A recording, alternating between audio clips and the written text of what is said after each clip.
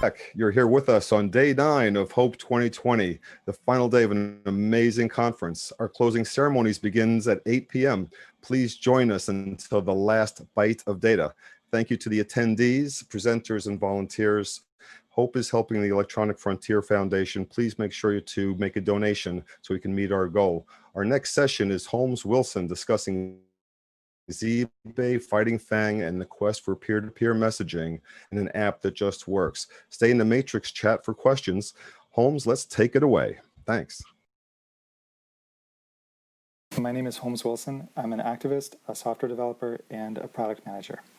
From 2011 to 2018, I was co-founder and co-executive director of the US-based tech policy activism organization Fight for the Future, where I'm now on the board, and I previously did activism campaigns for the Free Software Foundation, co-founded a large website for US legislative transparency called Open Congress, and co-founded a free software BitTorrent-based video player and podcast directory called Miro. I should also note that I want to make this talk accessible to as many audiences as possible, so I want to give at least a quick explanation of all the terms I'm using, hopefully quick enough to not bore those of you who are more technical. My starting point for this talk is that the internet has been incredible at spotlighting unaccountable power and enabling people to fix it. There are so many concrete recent examples of this, from the Hong Kong protests last summer to this summer's global protests in response to the murder of George Floyd, to the Me Too movement, to the actual viability of the Bernie Sanders campaign this year and in 2016, and on and on and on. To me as an activist, each one of these seems to be more spectacular and surprising than the last. But increasingly, I've seen in discussions between friends, discussions online, and discussions in the popular press, a trend where people think that the internet sucks.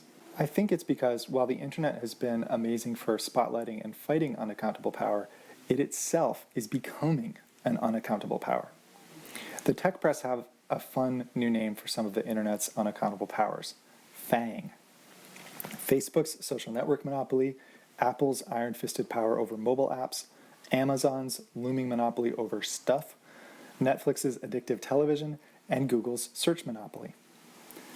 I like the name FAANG because it sounds like an 80s cartoon nemesis or a giant spider monster. I also like it because it can be a kind of shorthand for this kind of power. Because really, it's not just about these companies. So many startups aspire to wield this kind of power someday in one domain or another. So if FAANG represents unaccountable power on the internet, and the internet is so great at fighting unaccountable power, how do we use the internet to fight FAANG? Well, these are ultimately software makers we're talking about, and historically, free or sometimes open source software that gives users the freedom to use it however they wish, understand it, change it, and redistribute their changes, has been the best tool we've had for holding software makers accountable. Free software has a strong accountability mechanism. Having the freedom to understand, change, and redistribute a piece of software lets stakeholders fork the software and take it in a new direction. Even if they don't do that, the credible threat of a ruthlessly cheap competitor creates a check on the unaccountable power of the software maker. Free software doesn't bring the downsides or clumsiness of government intervention either. The finance industry, the energy industry, and telecom industry show that regulation might address specific harms, but it only strengthens unaccountable power. ExxonMobil and Bank of America are subject to much more regulation than most tech companies are, but they've probably done much more harm to the planet than any of the FAANG companies, even. Established companies can usually get leverage over the regulatory process, and even if they fail to do that, they have vastly more resources for working around regulation than their smaller competitors do.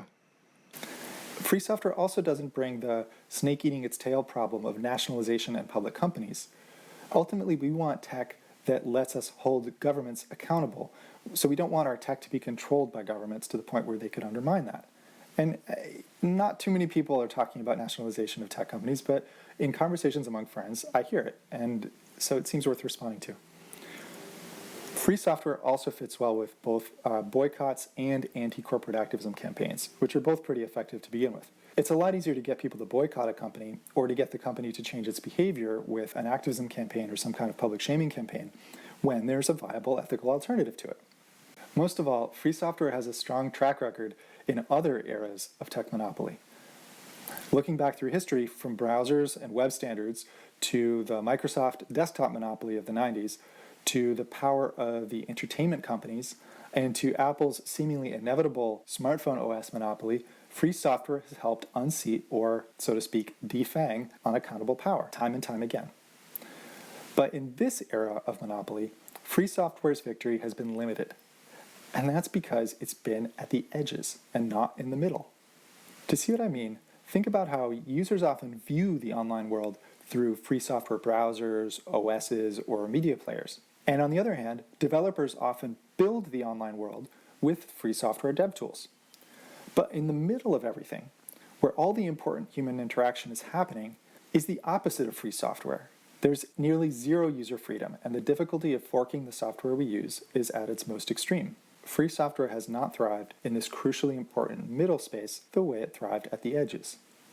For a clue about why that hasn't happened, let's look at some very popular software right in the middle of everything that was, until recently, free software. The front page of the internet, Reddit. Reddit is right in the middle of anything and everything by any standard. Hollywood actors and presidential candidates go there to be interviewed by unpredictable crowds. It was briefly the third most popular website in the US, ahead of Facebook.com, and now it's number 6. And Reddit may be a good company, but its status until just 2 years ago as a free software project has not given its users meaningful freedom or created meaningful accountability. Because forking Reddit would leave you with an empty website. When Reddit announced that it was giving up being free software, they gave a pretty convincing explanation why this wasn't really that big a deal.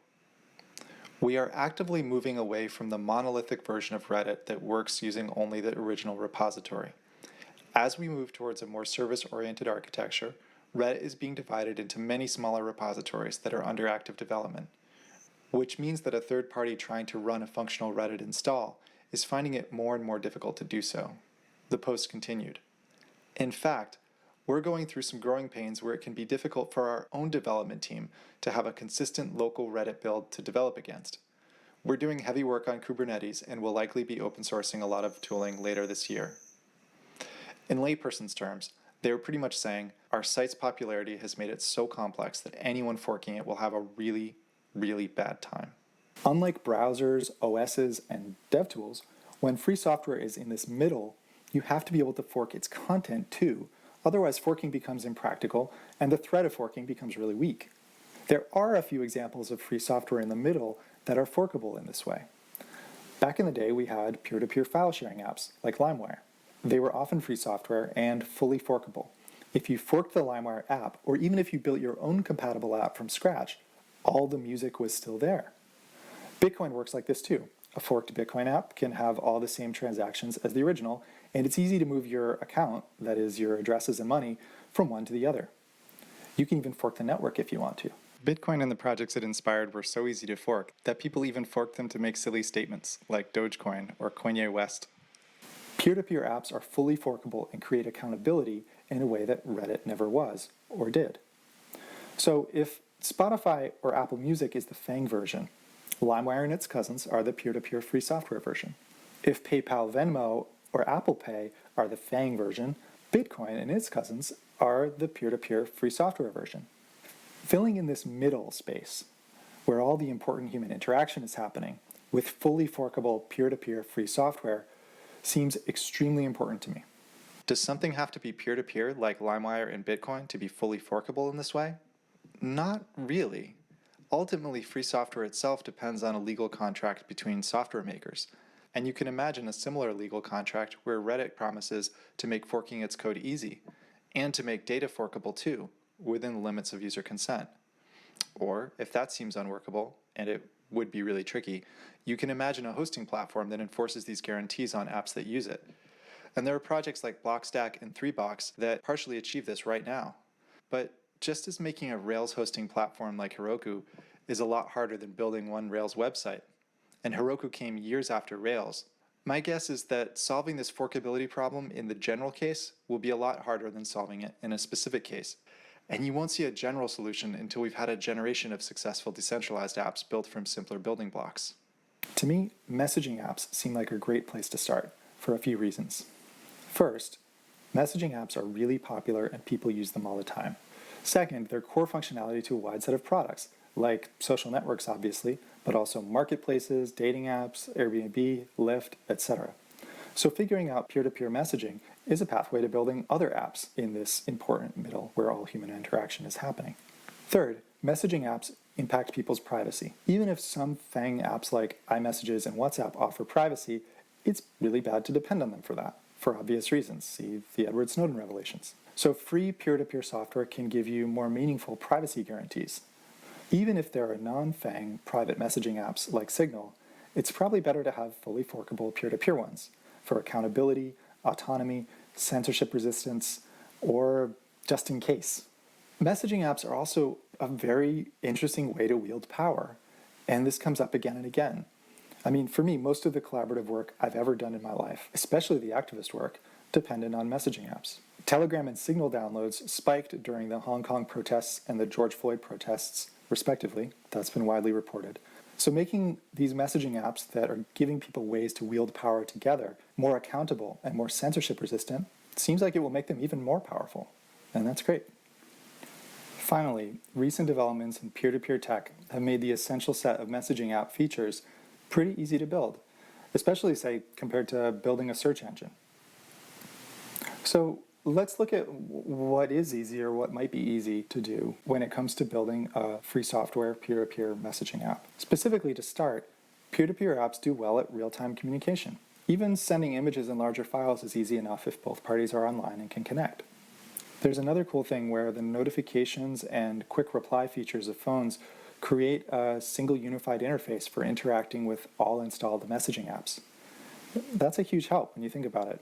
It's almost like phones give users a basic multi-protocol messaging app, and then the apps they install become plugins for that. Even on desktop, people will tolerate or at least try several messaging apps, if each one is uniquely useful in some way. My desktop, for example, is often a collage of messaging apps.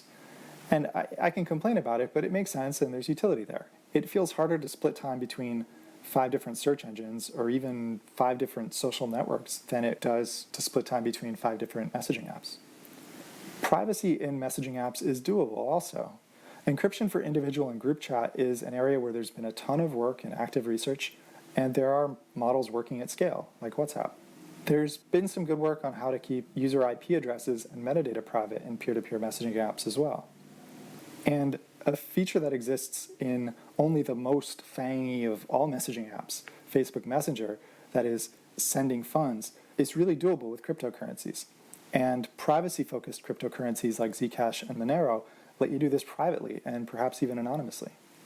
Blockchain networks also make possible another key feature, secure, decentralized, human-readable identifiers for usernames, communities, posts, etc. For example, if you want to invite a friend to send you a message, it's a lot easier to give them a username than it is to give them a long series of random letters and numbers or a QR code. Moderation can be solved too.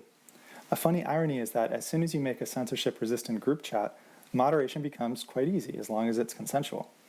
Users can pick the moderators they trust, and special moderation messages from these moderators can tell each user's app which people and which messages to ignore. So, if all of those are the easy parts, what are the hard parts? Well, connecting two peers in 100% of situations is still actually pretty hard. It often requires some help from a server to get past the protections that Wi-Fi routers routinely put up. Peer-to-peer networks like LimeWire and Bitcoin didn't have this problem because you just had to connect to some large set of peers, not every peer, for the experience to work. Scaling messaging networks is pretty hard too. Even some solved problems like payments and identity become very challenging when you have tens of thousands of users, or millions of users, or hundreds of millions of users. One specific hard thing, even at a small scale, is what happens when users aren't online. If I send a message to a friend who's not online, where does the message go? Somebody needs to be staying online a lot, holding on to messages, and waiting online for the recipient to appear. Who is going to do that? Will it be one of my friends? Will it be a helpful stranger? Will it be some role built into the network? This all gets tricky. The problem gets even trickier when you go from text, which isn't that much data, to images and video, which can be a ton of data. How long can you store things for? How much can you send and receive? If there's a cost involved, what's the incentive for people to store images and videos for others and stay online until they're delivered? It gets really complicated. On mobile, it's even trickier. Our phones seem like our most always-on devices, but in practice, they're not. If two users both have the same app open, they're probably both online and able to reach each other. But once an app is in the background, the OS on your phone will often kill it to save memory and battery, and iOS is very rigid and aggressive about this. Spam on an open, free, peer-to-peer network is an issue too. That's ultimately what brought down LimeWire, a ton of fake songs put up there by the music companies. Another hard thing is account recovery. I mean, it's not technically hard. All you have to do really is back up your device. But given that most people don't regularly back up their devices, especially on their phone, or at least that they don't do it without giving some FAANG company access to their data, making good UX for getting back into your account after your phone falls in the toilet without sacrificing privacy and autonomy is actually still pretty hard. A baseline approach for this used by crypto wallets is paper backups of random words, but as anyone who's lost Bitcoin knows, a years-old piece of paper is actually pretty easy to lose. And unless all those messages you sent and received are still stored in the network somewhere, you'll lose them no matter what, even if you get your old account back. Some apps encourage users to sync keys and data across as many of their devices as possible, but that doesn't help people who just have a phone. On mobile, there are some unavoidable and odious centralized choke points, namely Apple's App Store, where on iOS your app requires Apple's permission to be distributed. That's one area where activism, legislation, and antitrust action by the US or EU could help a ton. Apple simply shouldn't be allowed to wield that kind of power, and everybody knows it. There's also push notifications. If you want your phone to notify you quickly and reliably of a new message, you'll need a push notification server. And on iOS, that too requires Apple's permission. But let's look at some real peer-to-peer messaging apps, including the one I'm working on, to see how they address these problems. Ricochet starts a Tor hidden service, the same system used by sites like the Silk Road on the infamous dark web, for every user. And then people connect to each other over that. In exchange for depending on infrastructure run by Tor, Ricochet gets to run on a kind of magical ideal internet where everyone's computer has a stable address and can connect to each other pretty anonymously with strong end-to-end encryption, building on the guarantees of a well-tested privacy and anonymity tool. On Ricochet, instead of usernames, you get a public key. This is a pattern in peer-to-peer messaging apps, and the UX for it isn't great, but it's where most approaches start. This means you have to communicate your key to someone out of band, that is, through some other communication channel. But once you do, they can connect to your little hidden service on this magical ideal internet that people for some reason call the dark web, and they can send you a message. If they also communicate their key to you, you can know it's them.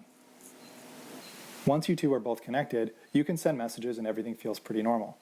But if one of you goes offline, the message sits in limbo until you're both online again at the same time, which might almost never happen. You might think that Tor would make it slow, but in practice, messaging in Ricochet is snappy. Tor is pretty fast these days. Computers are always getting faster, so what's slow today might be totally fine in just a few years, and we have to keep updating our sense of what's possible. For sending files, Ricochet just doesn't support that now, but the project intended to before it was abandoned, and as long as you and your friend are online long enough to transfer the file, it should be straightforward.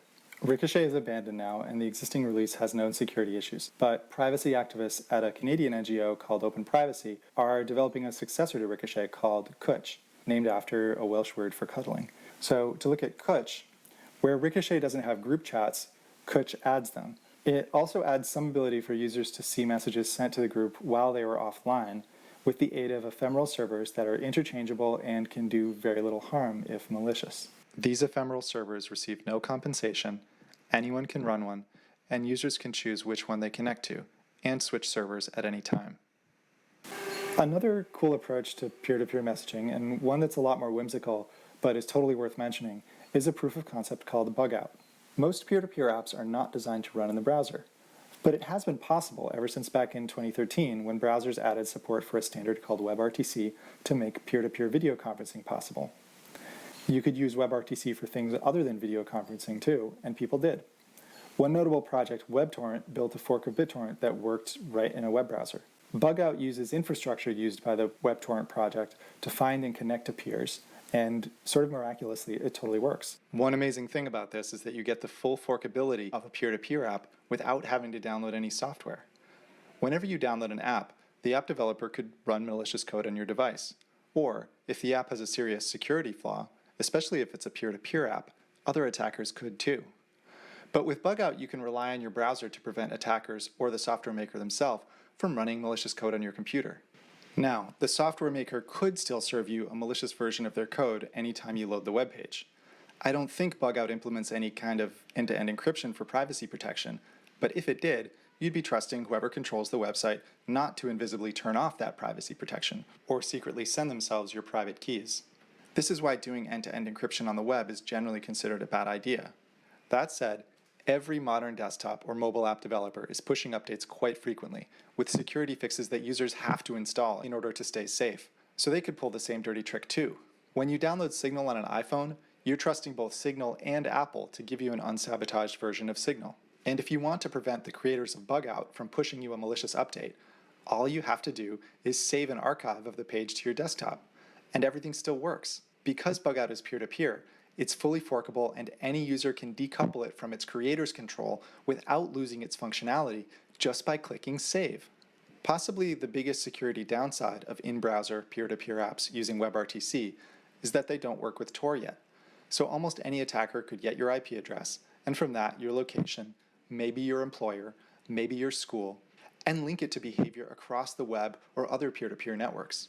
Since WebRTC can work over TCP, it could in theory work in Tor someday. And the Tor project actually has an open ticket for this. In the meantime, you could build onion routing protocols like Tor over WebRTC, and there has been some work on this. But anonymity tools require large anonymity sets, and it's hard to compete with Tor's nearly 3 million users. Another problem with WebRTC is that Apple doesn't let you use it on iOS. So if you take this approach, you'll have to make an iPhone app if you want it to work on iPhones. This could change in the future, and activist pressure campaigns and possibly antitrust action could be super helpful here. There are some more established foundations for in-browser peer-to-peer applications than the one bug out uses, but I chose bug out for my example because it's so charmingly simple. Next, we'll look at something that's a bit closer to an app you could picture yourself using every day, peer-to-peer Matrix. Matrix is an open standard for secure, decentralized, real-time communication that lets you deploy free software substitutes for team chat solutions like Slack or Discord. Matrix has some funding, has at least one polished messaging app built on it, and it seems to have found some product market fit. The big difference between Matrix and Slack or Discord is that Matrix is federated. This means it works a bit like email does. Anyone can run their own server, and the servers can connect and relay messages to each other. Peer-to-peer Matrix is their effort to graft a purely peer-to-peer solution onto their existing federated one. They're exploring a few different approaches. One of them uses WebRTC and runs in the browser, and the other runs over a peer-to-peer overlay network called Yggdrasil and requires that you run a special peer-to-peer enabled Matrix server locally. The peer-to-peer piece of all this is experimental, so it's not very polished yet. Just like in Ricochet, your address is a series of letters and numbers, though you can also choose a display name. There are no trusted usernames. You can choose any name you want, even a name that's already being used. For account recovery, I think they'll use the same system they use for managing keys right now, which is to let users make paper backups and sync keys to as many devices as possible. There's no solution yet for offline storage of messages, though I think their plan is to fall back to the federated system in that case, or at least that's one option. There's also no plan to protect the privacy of IP addresses, which is a pretty serious issue. Again, even FAANG products keep the person you're talking to from knowing your IP address. So not having IP address protection is a step backward from FAANG. And we've learned from Bitcoin that if you don't design these systems from the ground up to protect user IP addresses, just connecting to the peer-to-peer network through Tor doesn't necessarily help, and it might even make things worse. As demonstrated in the paper, Bitcoin over Tor isn't a good idea. While peer-to-peer Matrix is experimental, the leading Matrix app, Element, formerly called Riot, is extremely polished. I could picture using the federated version right now with my team, and many large organizations already do use it. So when the peer-to-peer version is finished and integrated, that'll be really exciting. But not having a clear plan for protecting user IP addresses is a real issue, and having your username be a cryptographic key still feels like it will be confusing to most users. The next app I'll look at, Status, comes out of the Ethereum community. Ethereum dramatically accelerated interest in peer-to-peer tech by showing the early glimmers of a world where everything on the internet can be free peer-to-peer software, and by unleashing a speculative bubble. Status is a messaging app built by a team that is psyched about Ethereum. Ethereum's original plan was to include a peer-to-peer messaging protocol called Whisper. Status picked up the Whisper idea and ran with it, and ended up making their own protocol, called Waku. In Status, your name is a key. Actually, it's a series of random words in English. But unlike Kuch, Ricochet, or Matrix, Status lets you pay some cryptocurrency to register a secure, human-readable username. This is a really big deal, since from Twitter to Instagram, users are really used to having their own usernames. You can also use usernames registered on Ethereum's naming system, ENS. Status also lets you send money, and since it's an Ethereum app, you can even send stablecoins like DAI, which are proven to stress people out a lot less than the roller coaster ride that has been Bitcoin and Ether. Status is fairly polished, like Matrix, but peer-to-peer chat is their main focus, and it's working right now. There's no desktop version yet, which means you can't really use it to work with your team. But this makes sense since most of the technical challenges one will run into when building a peer-to-peer messaging app will be on mobile, not on desktop. So it reduces uncertainty to tackle the hard part first. Status is open about their scalability limits that prevent them from serving large numbers of users, but they have plans to address these limits. This characterization oversimplifies things, but Status's basic scaling approach is moving from a starting point where every user receives every message and then decrypts the ones relevant to them, to an extreme endpoint where every user receives their own messages and a few others for decoy traffic. The limit you hit with the first approach is bandwidth. And the trade-off is that you can bring bandwidth usage down by revealing more metadata about who users are speaking to and sending them less irrelevant messages. Right now, there is no incentive to run a node, and presumably most nodes are run by Status themselves. But one can imagine micropayments of some kind or some reward in Status's own token addressing this. In terms of protecting the privacy of your IP address, Status is better than Matrix because you rarely connect directly to other users, instead connecting through dedicated nodes. But it's not nearly as good as Ricochet or Kuch, which are built on Tor and can leverage the leading anonymity tool and its large anonymity set of 3 million users. The next project we'll look at is my own project, Zbay, which is built on Zcash. Zcash is a fork of Bitcoin, and as a peer-to-peer network, it's similar to Bitcoin in many ways. The big difference between Zcash and Bitcoin is that on the Zcash blockchain, the sender, the recipient, and the value of each transaction is encrypted using zero-knowledge proofs. Zcash also lets any transaction include a 512-character message encrypted to the recipient. These messages are stored on the Zcash blockchain. What Zbay does is build a familiar-looking messaging app onto this basic messaging functionality in Zcash. So Zbay can rely on Zcash to securely encrypt a message and its metadata, broadcast it to the network, store it indefinitely, and let the recipient receive it. There are ways to store data semi-publicly on the Zcash blockchain too, by sending to an address and sharing the key for that address with others. This lets Zbay have group chats and, like Status, Zbay can give people secure, unique usernames. Also like Status, Zbay can send money. And unlike Status, the sender, recipient, and value of the transaction are not visible on the blockchain. Zbay even lets you post an item for sale, and makes it really easy for users to buy it with Zcash and provide their shipping information to the seller for physical goods that must be shipped. Zbay also supports basic moderation. When a user publishes a group chat to the blockchain, they become its owner, and can send special messages that will cause the Zbay app to hide a message or silence a user. The hidden messages are still permanently visible on the blockchain to anyone who really wants to see them, but Zbay will hide them, giving communities a powerful way to protect themselves from trolls. Zcash is built by a well-funded, world-class team, and while it still has some significant privacy weaknesses, it seems reasonable to expect that these will be fixed. The Zcash team is also focused on scaling their network through an approach called sharding, and their goal is to be able to serve billions of users someday. Reaching this goal will take years, and maybe decades, but as the Zcash team makes progress in privacy and scalability, Zbay will benefit from that. There are some privacy downsides in Zcash and Zbay right now.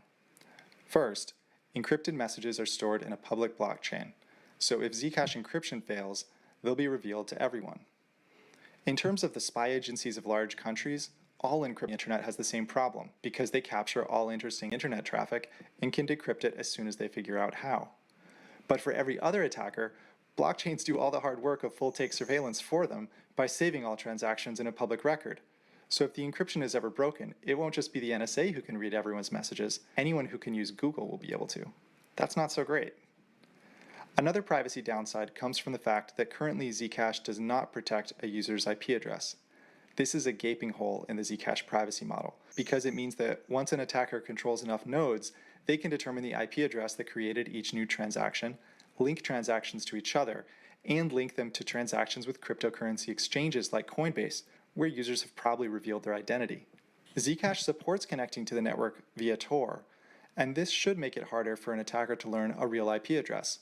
The problem is, according to attacks published in the paper Bitcoin over Tor Isn't a Good Idea, many of which also apply to Zcash, using Zcash over Tor may make surrounding a target with malicious nodes and linking the target's transactions even cheaper and easier, because Tor makes it cheaper for attackers to spin up new nodes and to trick peers into connecting only to malicious nodes. The Zcash team intends to address IP address privacy, and in the meantime, I think we, the Zbay team, have a way to address it on our end by using Tor, connecting to a single light wallet server, and using a different Tor circuit for each transaction. But this will need review. Another less serious but very important drawback of Zbay is that it's still pretty clunky. It's less clunky than you might expect if you've tried Zcash before or used other blockchain tech, but it's vastly more clunky than any normal messaging app, including the others mentioned here. For one thing, Zbay currently uses a full Zcash node. This will change soon, but for now it requires about 25 gigabytes of disk space and about 2 hours to sync on a fast home internet connection the first time a user runs it. Message delivery takes about 6 seconds, 3 of which happens locally preparing the zero-knowledge proof, and that's on a modern fast computer. A significant amount of CPU use happens when you receive and decrypt messages too. Right now, sending messages is very low cost, about 1/100th of a cent, but that could change quickly as traffic on the Zcash network increases. For now, we send every user a few cents of Zcash to get started, but that's not sustainable as we grow, and eventually they'll have to spend some money. Zbay is switching to a light wallet model, and this will improve some of these resource requirement issues. But the real solutions to these problems can only come from a robust scaling strategy, either in Zbay, Zcash, or both. For Zcash, scaling means figuring out how sharding will work, and perhaps many smaller optimizations along the way. For Zbay, I think the solution is to move more and more messaging off-chain, which also has the privacy benefit of not storing messages on a public ledger. One way to do that is to send messages directly over Tor like Ricochet does when users are online, and use the Zcash network as a fallback for guaranteed message delivery when a user isn't online. Another way to do it is to use special servers like Kuch or Status. Working mobile wallets for Zcash were just released, so while it would be possible to build for mobile soon, it makes sense to find product market fit or interest from other developers before tackling mobile apps, I think. The last messaging app we'll look at is Session, which is perhaps the farthest along. Session, the messaging app of the blockchain network Loki, is actually really awesome, and I didn't appreciate how awesome it was until I researched it for this talk. Like Zbay, it builds on a privacy-focused cryptocurrency similar to Monero. Like Status and Kuch, Session uses special servers called service nodes to make group messaging fast and scalable. Unlike Status and Kuch, these nodes are incentivized, and node operators can stake funds to run a server, which they lose if their server doesn't operate correctly, and then earn funds from block rewards. Loki can do this because, unlike Status or Zbay, it's their own custom cryptocurrency, so they write the rules. These incentivized servers also support Session's own Tor-like onion routing scheme, so users receive some IP address protection, provided that everything is working correctly.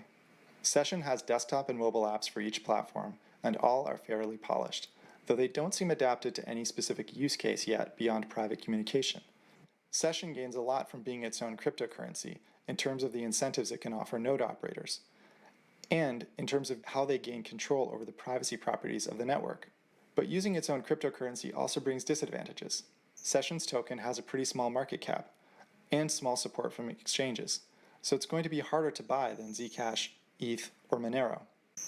That said, moving money between blockchains without centralized exchanges is becoming an understood problem. The building blocks are in place for Session to let you deposit Bitcoin straight into their app and exchange it for their own token on their peer-to-peer network. The Ren project exists right now and supports this for Ether, Bitcoin, and Zcash. Since the Session team is building their own cross-chain exchange now, they might just have this part covered. The bigger disadvantage from being its own cryptocurrency and rolling its own solutions to everything is that it seems really hard to compete with Tor on anonymity or Zcash and Monero on financial privacy. There's also a chicken and egg problem where a privacy tool has to attract enough users to merit scrutiny from security researchers, but needs at least some scrutiny to make any claims at all about their security and privacy. What Session is trying to do here is really, really hard. But if they feel sure they can pull it off, it's definitely the way to go. I spent a lot of time talking about privacy, security, and Tor. You might be thinking, I don't need Tor level anonymity, I just don't want a FAANG company controlling my entire experience of the internet. I have a few thoughts about that. First, if the privacy characteristics in these fully forkable peer-to-peer messaging apps are much worse than their FAANG alternatives, this will drive users away sooner or later, just as it did with LimeWire, when robo-lawyers began suing the parents of teenage LimeWire users for more than the value of their homes. And it can be really hard to add privacy to an existing peer-to-peer network once it already has many users. Second, due to the openness that makes peer-to-peer networks so forkable, privacy on these networks will tend towards extremes of very strong or none, even more than with the FAANG model. There might be some middle ground between Tor or something like it and handing your metadata to every shady data mining business in the world, but there probably isn't, especially if the app gets popular enough. Third, peer-to-peer substitutes for FAANG apps need to be better in some way for people to switch to them.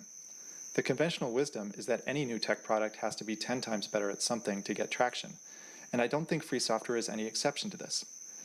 Privacy, security, trust, and anti-censorship are one place where they can be a lot better, so it's a missed opportunity not to use that advantage, and I wonder whether peer-to-peer messaging apps that don't focus on privacy can be successful in the near term. I've spoken about privacy, I should address scalability too. One pattern that emerges in all of the currently working approaches is that they all use untrusted servers in some way. Zbay relies on Zcash nodes and miners. Ricochet and Kuch use Tor servers. Kuch and Status use their own servers too. Even Bugout relies on WebTorrent trackers. In all of these cases, the networks can use different approaches to limit the power of server operators to spy and censor users, but they kind of need those servers there. Ricochet, Kuch, Bugout, and Zbay use servers from existing networks that will reliably provide some capacity. This limits them to the scaling constraints of those networks. Then, up to some scale, each project can offer direct incentives for people to run servers, or simply operate them itself. As long as the server isn't trusted and there's a plausible plan to decentralize further, that seems fine. At some point, any network will probably need an intrinsic economic incentive to run servers, just like Session has right now. But they don't need it until that point, and they have time. And there aren't really any insurmountable technical barriers to adding incentivized servers in any of these approaches. There's a tension here. An approach like Session that controls every aspect of its network can create cleaner incentives and pursue every feature it needs directly, but that also spreads a team thin. On the other hand, building on more established networks like Zcash, Tor, or Ethereum can simplify your project and provide stronger security guarantees, but things will get messy wherever the design of the network you're building on lacks something you need. This matters a lot for scaling, offline storage, and sending images and video. Ultimately, a team taking any of these approaches could compensate for its shortcomings and make it to the end goal. The main factor is how much time, experience, and creativity they can dedicate to getting there. All of these questions about privacy and scalability lead to an even bigger question. Why will people switch from existing FAANG messaging apps to fully forkable peer-to-peer alternatives? What will these new apps be 10 times better at in a way that outweighs the clunkiness? What initial use cases should developers of these apps focus on? Discord is now a general-purpose messaging app that excels for all kinds of uses. But it blew up because they built it specifically for gamers, who care a ton about software and didn't have a great solution. I'm not sure if any of the projects I discussed today has been rigorously tailored to meet the needs of a specific kind of user, the way Discord was. My project Zbay certainly hasn't yet, though I'm searching for a niche to focus on, and I'm optimistic about addressing the needs of journalists and activists, since that's a space I've been in myself and care a lot about. If you have an existing use case you think a peer-to-peer messaging app could excel at serving, and you want months of free software development dedicated to meeting your needs, please contact me. I'm going to end my talk here, and I'm really excited about discussing this more in the Q&A. I've put up a website for this talk at fightfang.org, where you can find the talk slides and any accompanying links and sources I've used. Thanks again, and I'll see you in the Q&A. Hi, we're back with Holmes. Thank you very much. That was an excellent discussion about Zbay and the whole show with Fighting FAANG and a great peer messaging app. That looks like amazing stuff, Holmes. Thanks. I also wanted to quickly thank a couple of friends who helped me prepare the talk. Guillaume Marceau and Lisa La Rochelle both helped with feedback. And yeah, I'm seeing some of the questions come in through Riot. I'd love to jump into them. Yeah, sure. Okay, we've got some questions lined up for you. We'll get right into them. Our first question is, how do you contrast Zbay from other projects like OpenBazaar or Particle? Cool. So just for folks who don't know, OpenBazaar is a peer-to-peer e-commerce app that's basically trying to look like the sort of standard e-commerce site and use all those patterns. It's built on a peer-to-peer network, their own network, and it works with both Bitcoin and I believe Zcash as well, maybe a couple other cryptocurrencies. Particle is a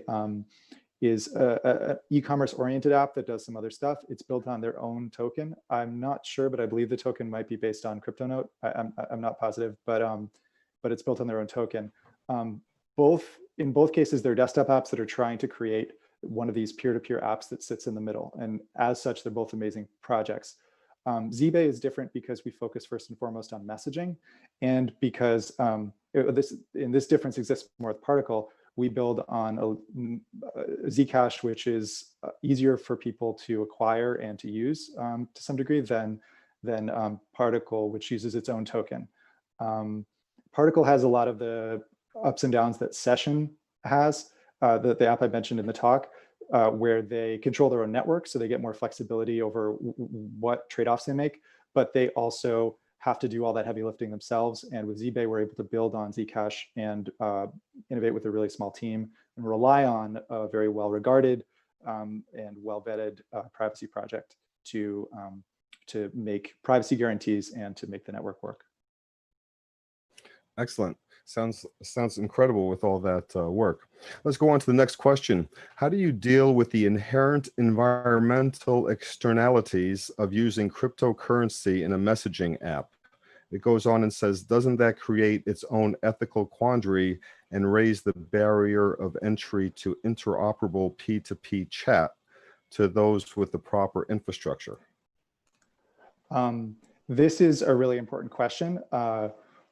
Right now, as it happens, Zcash, including many other cryptocurrencies with smaller market caps, do not have an impact on climate more than the impact of a few US households. I think an October 2019 estimated that Zcash's impact was about 7.1 American households per year in climate.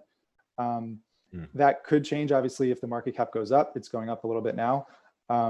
But right now, just to put that number in context, purchasing carbon offsets for the amount of carbon the entire Zcash network burns would cost about $5,000 a year. That's certainly something I would propose that the Zcash, the entities that are involved in Zcash, Zcash Foundation and ECC, address. I think they should, and I'd be interested in working with anyone to try to convince them to do that.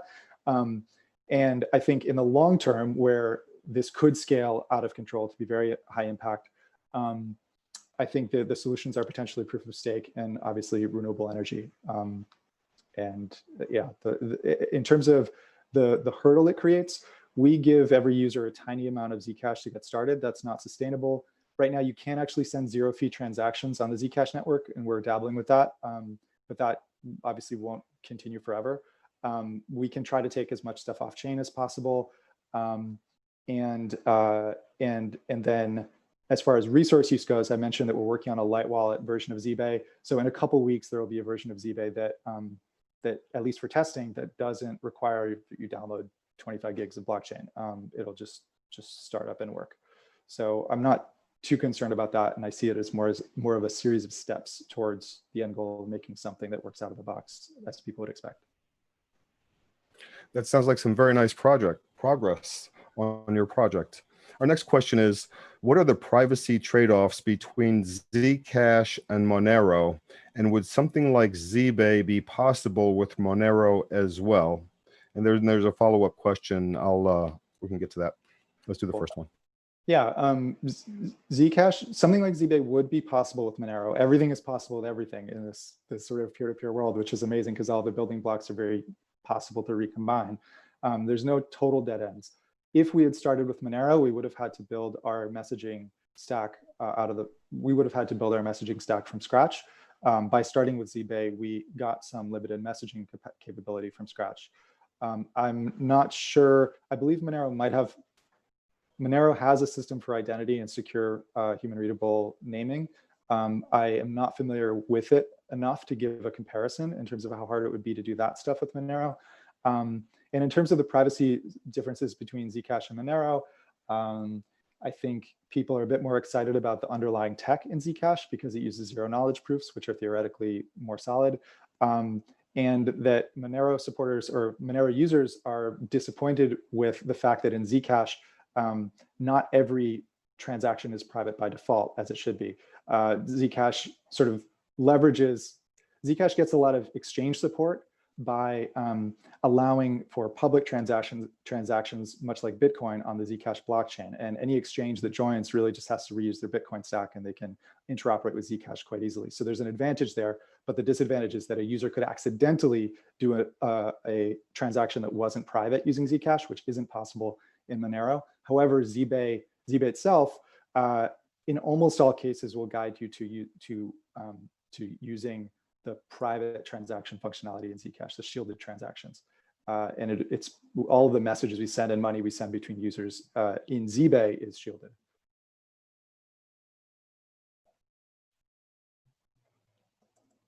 I've lost your audio. I think you're muted. You're muted, JP. Yes, got it. All right, so we have a few minutes left. And our next question is, what are the privacy trade-offs between Zcash? I'm sorry, I gave that to you. We followed up with the last question. What factors led you to choose Zcash over Monero? I think you explained that in the follow-up to your question. So our next question is, if every project creates their own P2P protocols and tokens, does that defeat the purpose of interoperability of peer-to-peer net protocols in the first place? Yeah, I kind of touched on this in my talk, right? That's the tension and trade-off between something like Session and something like Zbay, where in the case of Zbay, we're using a peer-to-peer layer and the token that is not ours. And so, for example, right now, you could get your Zbay messages or your Zbay transactions on Zcash mobile apps that happen to support messaging, like Zec Wallet for mobile, for example, supports messaging. We didn't have to build that, so we benefit from it. And there's a potential for the protocol to be something that many different apps interact with and can interoperate more or less. With Session or Particle, many different apps could build on top of the tokens and protocols they've created, but there's less incentive for them to do that. And there's something kind of cool when the network becomes a Schelling point, where it's like, okay, this is the choice that probably everybody's going to make, so let's do that. It would be great to see a peer-to-peer messaging stack emerge that could be that for many projects. But there are so many trade-offs involved, and ultimately you have to pick the approach and stack that fits the use cases and threat models that you're concerned about.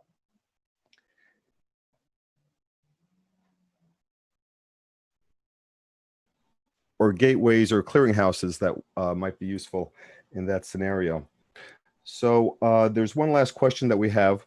With concerns about traffic correlation attacks in Tor, example, deep core, does the architecture of Zbay potentially allow for using a different overlay network such as I2P? I haven't looked into I2P. I know that network layer privacy is a huge thing for Zcash, though. I mentioned that in the talk slides that right now, and for most cryptocurrencies, that even if a cryptocurrency keeps your metadata off the blockchain or hides it by using zero knowledge proofs, you still have the problem of someone has to post a transaction, and if the transaction comes from an IP address or the transaction comes from a node in the Tor network, you can start to link transactions together. And as soon as you link a transaction to the transaction that went out to Coinbase or Binance, then you can probably get to the point where you know who the person is, and you might be able to do a lot of harm even before that point. So that's already a huge issue. I think we're not even at the point of what happens if you can de-anonymize Tor being a problem with Zcash, because there isn't even fully thought through Tor integration in a way that would consistently guarantee Zcash's privacy properties in Zcash. So I think getting to the point where a Zcash transaction is as anonymous as visiting a Tor hidden service would be, that's already, that's milestone number one.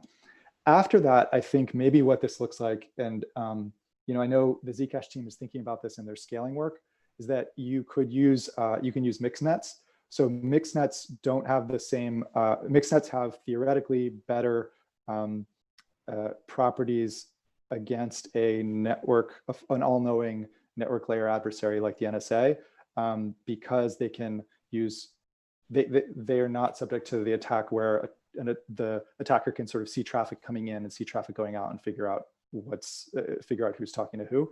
And so the Lupix paper I know is one that gets talked about a lot.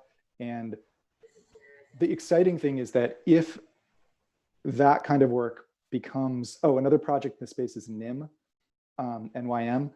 If that kind of work becomes the basis for We got to wrap up. how the network layer works in Zcash, we could actually in a few years have a messaging and financial platform that's more anonymous than Tor is today. All right.